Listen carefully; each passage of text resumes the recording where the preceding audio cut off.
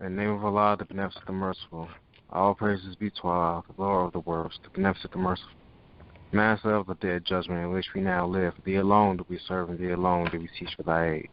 O Allah, guide us on the straight path, the path upon which thy favors are bestowed, not the path of thy wrath is brought down upon, nor the path of those who go astray after they heard thy teachings. Ameen. Amen. In the name of Allah, the Beneficent, the Merciful. Greetings. I am Esane Hansbro, last name soon to be Muhammad. I am the founder and director of Youth Speaks Memphis, the multi-youth organizational program. And here I am here to interview a great rap artist, go by the name of Brother Akbar Abdul Aziz Muhammad, a.k.a. Problem 13. A.k.a. Problem 13. Exactly. Akbar's name when I'm out with the final call. When I'm holding the mic and tearing it down, it's Problem 13, the Wolverine. You already know what it is. Holla. All praises be to Allah. A little background on the brother. He was born in Chicago with an Afro-Cuban mother. He never knew his biological father, and I actually wanted to ask a question on that. Me personally, Brother Akbar, I know my biological father, but he's never really around, and as a teen, it really hurts as well. But hearing that, I want to see from your views exactly how does that feel when you're growing up with a mother who has to travel home, single black. I didn't hear the ending of the question. I kind of got a gist of the question, but at the end, you said something about my mother as well? Yes, sir. I said I was giving a little bit of your bio. I said you were born in Chicago with a... Yes, sir. You never knew your biological father or read that on the website. Correct. And I wanted to connect. I wanted us to connect because I know my biological father, but he's never really around, and that for me as a young teen, it hurt. It kind of hurts. So, but I want to get your views on exactly how did you feel growing up without a father and living with a single black woman who had to travel home. Well, the question's kind of strange because I really didn't miss not having a father. What I missed was proper guidance. See, my mother, you know, she was a gangster. You know, she was, you know, she was a party girl. You know, she had me young, man. She had me when she was 15. And my biological father was a gangster, from what I understood, learning of him later on in life. So my mom, there was always a male figure around. It just wasn't the right male figure. So I didn't miss having a biological father because for whatever reason, the men that my mom brought into my life treated me right, with the exception of one. There was one that didn't, and he paid a price for that. I'm not going to talk about that now on this interview, but he paid a price for what he did. But as far as having a man in my life, having a male role model, I always had a male role model in my life. They just wasn't teaching me the right thing. Gotcha. So it wasn't until I got older that I realized I didn't even know that as I was growing up, the man that was there, I thought he was my biological father. Mm. I didn't learn until my teenage years about my biological father. Mm. So I really didn't miss not having him. Oh, he probably was going to teach me the same stuff that all these other men taught me. Praise be to Allah. I can connect a lot with that brother. If I recall, I read also on your bio that you've been interested in rap since 7 years old. What event happened when you were 7 that really got you interested in the rap industry? I heard a tape from Cold Crush. I know you may not be familiar with Cold Crush, you know. I'm an old pops, you know, I'm an old pops in this rap game, you feel me? But look, yes, I heard Cold Crush, man, and that was it for me. It was a done deal. You know, I wanted to be a part of hip-hop culture. Mm. So, is there like a timeline from 7 years old all the way into your teenage years? How has rap affected your life?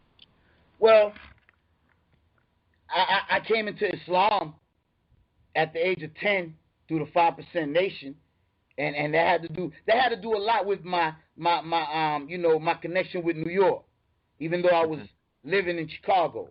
Yes, sir. You know, between the age of 7 and my teenage years, I just basically loved rap. You know, I never really wanted, I didn't have no aspirations to be an MC. I was mostly breakdancing, you know, and I just loved hip-hop. It didn't matter, you know, whether I was involved in it as an artist or not. I just loved hip-hop. At the age of, I think it was 13 or 14, I heard LL Cool J for the first time, and that was I Need a Beat. When I heard I Need a Beat, that's when I knew, man, the way that record made me feel, I wanted to make people feel like that. So that's when I knew this is what I want to do. And I remember because I was skipping school, and, you know, back then they used to have, I don't know if you, well, you won't remember, but how old are you, man? I'm 15 years old, brother, soon to be 16. Oh, man, you don't have no idea what I'm talking about. But for those that know, back in the days they had the Atari 5200. And that was an upgrade from the Atari 2600. And you used to be able to go to Sears and play for free because they had the demos up. So we used to skip school and go to Sears and play Atari, you know, all day. There was no security to tell us we got to leave or whatever. And it just so happens that it was all in the electronic area where they sell the electronics and they sell the music. So as I was playing Super Breakout on Atari 5200, I heard I Need a Beat, come on. And it just got me. When I heard that, I was like, who is this? And then from then on, you know, the rest is history. The very next day, I wrote my first rap. What was the name of it? Man, I couldn't remember, brother. All I remember is I wrote it. It was 2 sheets long, and I kept it folded up in my pocket for like months. Every time I had to spit it, I pull it out until I memorized it. Yes, sir. Praise be to Allah. So you, like, what are some great rappers or artists that you have worked with so far in your industry of rap music? I haven't worked with any industry dudes. I've opened up for some, you know, at clubs and stuff, but I've never worked. I haven't worked with any industry dudes. Yes, sir. Have cause you are mostly centered in Chicago, correct? Well, nah, brother, I'm nationwide, brother. I'm traveling. Like right now, I'm in the dirty.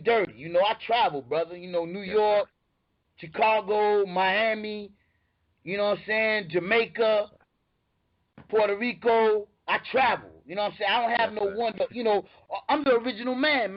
All 196,940,000 square miles belong to me. So anywhere I stand is home. Yes, sir. Is there any rappers in these areas you connect with?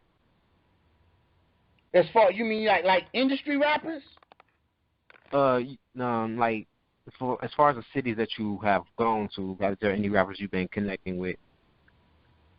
Well, I mean, I wouldn't use the word connected. I mean, when I was living in Miami, I had a big, well, it wasn't big. It was an underground beef with Trick Daddy, you know, and that went on for a while, but it was underground. He never really made a record coming at me because he didn't want to blow me up. You know, hip-hop has changed, you know. Back in the days, you know, MCs battled because they wanted the crown. But now, you know, it's gotten real petty. Like, a rapper won't battle you because he don't want to blow you up. He don't want you to get any success or any popularity, and he knows if he raps about you, then it's a done deal. People are going to start asking, who are you? You know? Exactly. But no, in this game, brother, I've been a lone wolf, brother. I haven't worked with anybody, man. Don't care to. I don't really like none of these industry rappers. Crazy. So, very successful, brother. My mother raised a good question that she wanted me to ask you. As being raised up in the Nation of Islam as well, what inspires you to put the supreme wisdom lessons along with other teachings within rap, and how have you affected the youth in doing this?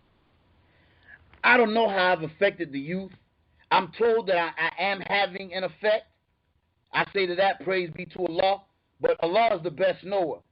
As far as, you know, what made me rap about what I rap about today, the knowledge of self, you know, representing the teachings of the Nation of Islam, the supreme wisdom lessons, and all that. Well, basically, brother, I went through a metamorphosis. You know, I went through ins and outs throughout my whole life, as far as from the time I joined the Nation of Islam at the age of 18. You know, when you join the Nation of Islam, you start getting tried to see if you're a true believer.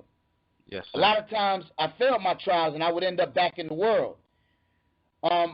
During these periods when I was back in the world, I was rapping about what everybody else was rapping about because I was trying to get money, you know. Exactly. And this went on for years. I would come in, go out, come in, go out. I'd be in for some years, and something would trip me up, and I would fall out. And then at one point, I was out altogether because, you know, I was chasing money, you know, and I knew or I felt at that time that the only way I can get money was dealing with the negative aspect of rap music or the negativity that is promoted through rap music. So I knew I couldn't do that. It wasn't that I didn't believe. I didn't want to be a fake. I didn't want to front. I didn't want to be in the ranks and be rapping about, you know, all this other stuff. See, with me, man, it's real. You have, I believe a true MC lives his words. Hip-hop is art imitating life. So if you ain't living it, you shouldn't be trying to represent it. So I knew I had to be out there living it.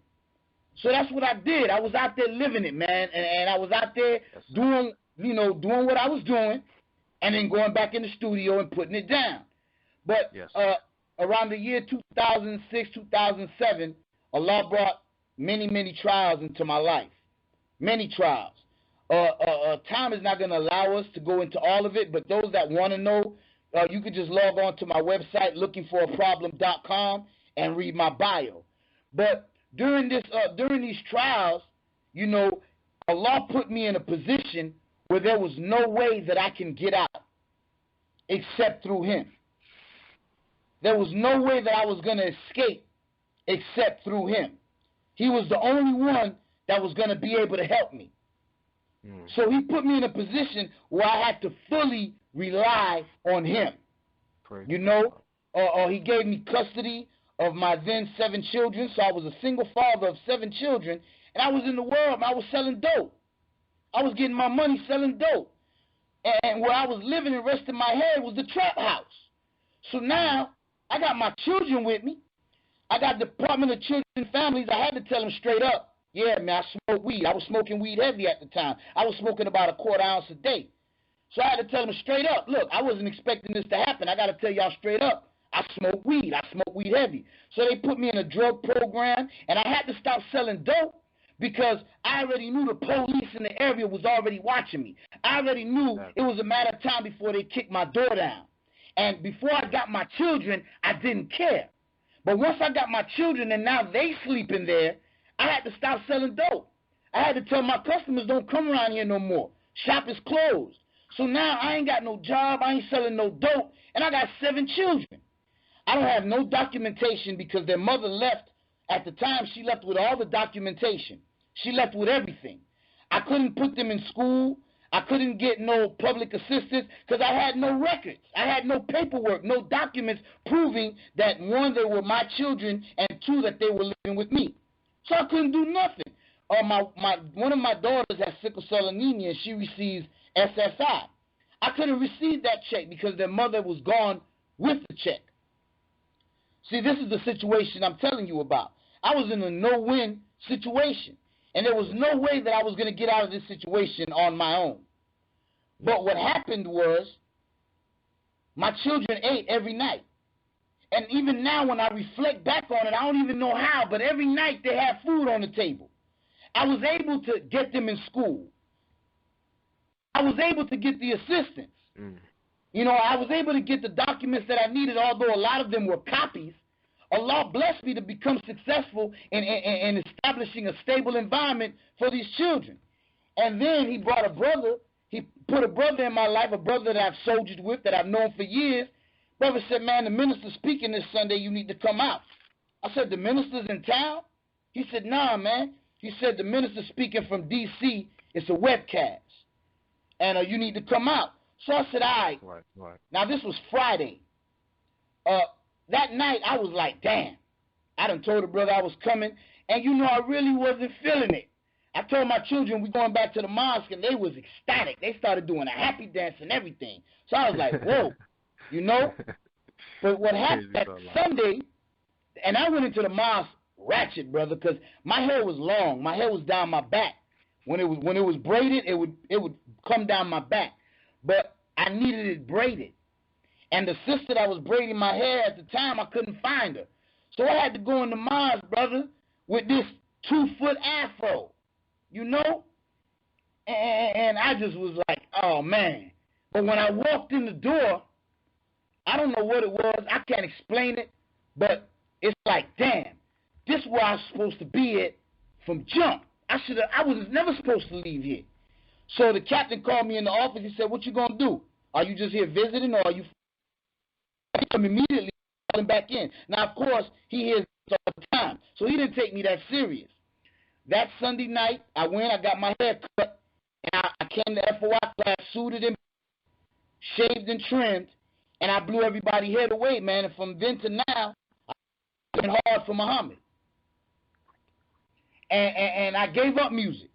I gave up the rap. Once I came back in the ranks, I was like, man, the hell with it. I ain't making no money from it anyway. This was 2008, late 2008. I would say I fell in September 2008, and by October, November, Allah blessed me with a spirit to start writing. Like songs would come on the radio and lyrics would enter my head out of nowhere. And I was like, damn, that's hot, you know? And I started writing. And that became A New Beginning Mixtape Volume 1. And from then on to now, it's been what it's been, and it is what it is. Praise be to Allah.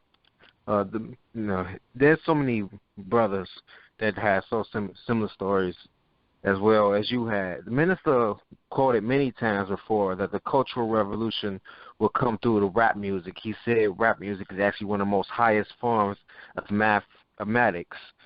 And, brother, and because of our rappers, I will ask you, what advice will you give to the rappers, the brothers who are using their wonderful talents? They have beautiful, beautiful beats, and I mean, look, I ain't professional at beats. I can get on FL Studios to make something minor, but they have beautiful talents.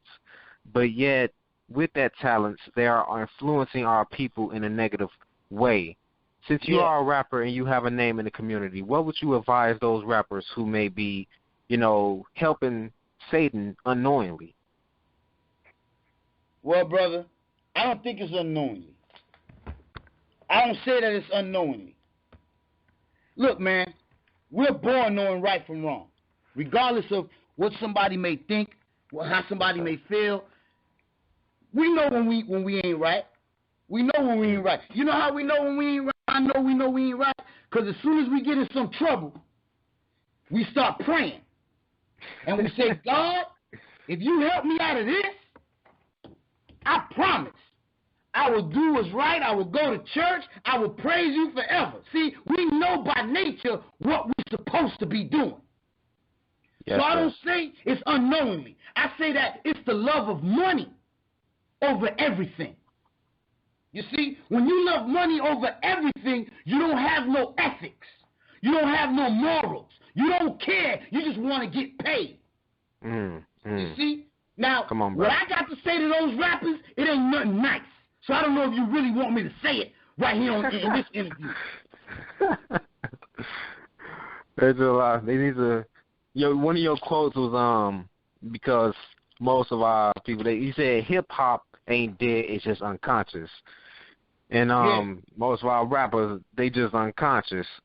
Yeah. So do you think as you rapping before you had Joint the Nation and you getting this truth, wouldn't the same thing be possible for them? And if so, and certain rappers may follow under you because you are a rapper in the nation as well. Like, the question is exactly how do we get our people that's rappers to go from unconscious to conscious rap music? What is the solution to doing that? You ever heard the saying, if you can't shame a man, you can't change a man? Yes, sir. See, this is hip-hop. Hip-hop has always been competitive. Hip-hop has always had a sort of hostile spirit because it was bred out of poverty and hostility. It was bred out of the streets. Yes, sir. So how you gonna change a rapper? I don't even know how you gonna change a rapper. See, every human being can be redeemed. Any human being can be redeemed. Yes, sir. But they have to go through their trials. Exactly. Allah gonna have to whoop them and get them right. But what I can do is I can use this hip-hop weapon. I can use this lyrical sword. For example. You know what I'm saying? And chop their ass up in front of the people. See, like Abraham. See, because the rappers and the artists and the celebrities today are like idols to the people. The people praise them and get on their knees and bow to them like they're gods besides Allah. You see? Right. So what I can do is I can be like Abraham. I can go into the temple and smash all the idols so that the people can see and bear witness who God is. Praise be to Allah. You see, as far as changing rappers, man, I don't got the power to do that. Only Allah can change the heart of a man. Look, when I was out there in the world, brother, I had supreme wisdom. You feel me? But look, I was smoking weed, man. I had a beard. I had 18 gold teeth in my mouth. My hair was down my back and my pants was sagging. I knew better. Wasn't nobody going to tell me nothing. It was Allah who had to whoop me into submission. And I'm grateful because what that shows me is that he loves me and I'm worthy of something. Praise be to Allah. You see? So I don't know what I can do to change an artist, but I know that if Allah wants change, he's going to bring about change. It's better to do it on your own. But either way, it's going to happen if that's the will of Allah. Yes, sir. Well, praise be to Allah. Actually, those are the questions I did have. I did want to ask you personally, though, concerning You Speaks Memphis. I wanted to see if I can, get up with you so we can have an actual rap symposium for You Speaks Memphis, because we've been trying to get our cousin D.A. Smart down here. If you heard about him, he's high in Chicago. We had a battle recently. Well, no, we didn't have a battle. I battled his squad because he didn't want to come into the cipher. So he sent the squad, and I had to smash all of them. But we at peace now. We cool now. But yeah, I know DA. Yes, sir. Yes, sir. Unity is the best. But definitely, I wanted to ask if you can actually, if you got time, that is, to do a symposium for You Speaks Memphis, because my mother, she came up with something real hot for the intro. And then I want to see if you can put words behind that actual beat. Yeah, man, send me the beat. Yes, sir. She'll probably send it to you via Send it to problem to the 13th power at gmail.com. That's problem to the 13th power at gmail.com. You send it there, man. I put some on. I'll bless you with some jewels. Yes, sir. Praise be to Allah. Well, that is all the questions I have for you, dear brother. Before we leave, I want to go ahead and close out in prayer. And I would like to thank everyone who may be listening. You can follow the brother. He has his own website, Problem 13. The whole website. Lookingforproblem.com. Yes, sir. You can follow me on Twitter at This Is Problem 13. Also on Instagram at This Is Problem 13. You can like Problem 13 on Facebook. Praise be to Allah. Also, and if you want to keep more updates for more interviews from You Speaks Memphis, we'll introduce brothers like this one. He is a very wise and powerful brother, one of the most powerful brothers I ever interviewed in my life. Now, you can go to our Facebook page, that's UCSmemphis.facebook.com. Now, I'm going to close out in prayer, and we tend to make this successful. Yes, sir. Bismillahirrahmanirrahim. In the name of Allah, the Beneficent, the Merciful. All praises be to Allah, the Lord of the worlds, the Beneficent, the Merciful, Master of the Day of Judgment. Thee alone do we serve, and thy name do we seek. O Allah, guide us on the straight path, the path upon which thy favors are bestowed, not the path of thy wrath is brought down upon, nor the path of those who go astray after they heard thy teachings. Amen. Thank you, dear brother. Assalamu alaikum. Yes, sir. God, thank you, man. I appreciate you having me on, giving me this platform. You feel me? Thank you. May Allah bless us all, God.